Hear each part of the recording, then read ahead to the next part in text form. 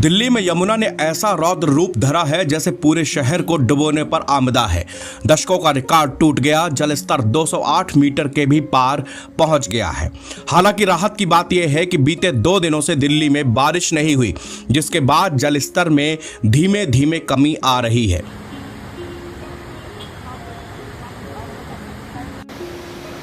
दिल्ली में यमुना नदी प्रदूषण और लगातार इंक्रोचमेंट से किसी नाले जैसी हालात हो गई थी।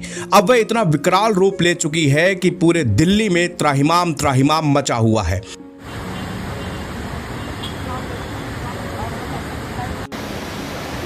इंसानी अतिक्रमण पर कैसे कुदरत अपना बुलडोजर चला रही है।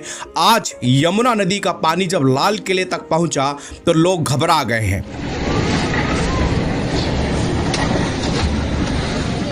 लेकिन आपको बता दें कि मुगल काल में यमुना नदी किले के अंदर से बहा करती थी।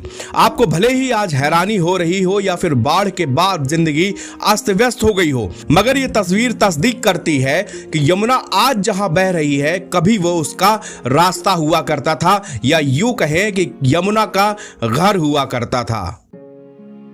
यमुना किनारे धड़ाधड़ अवैध निर्माण से नई नई कॉलोनियां आकार लेती रही। एनजीटी ने कभी यमुना किनारे खेती पर प्रतिबंध लगाया था, वहां अब खेती तो छोड़िए, अवैध पक्के निर्माण तक धड़ल्ले से होते रहे।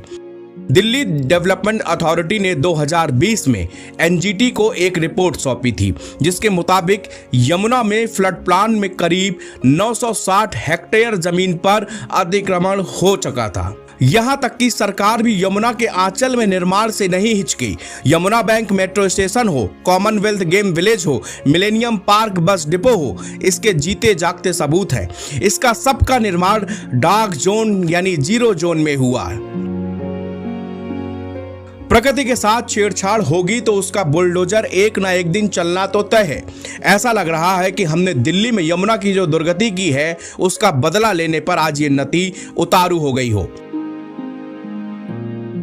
0 जोन यानी नदी का वो इलाका जहां किसी भी तरह का निर्माण प्रतिबंधित होता है, उसमें धड़ल्ले से अवैध निर्माण होते रहे, यमुना के पेट तक के निर्माण होते रहे।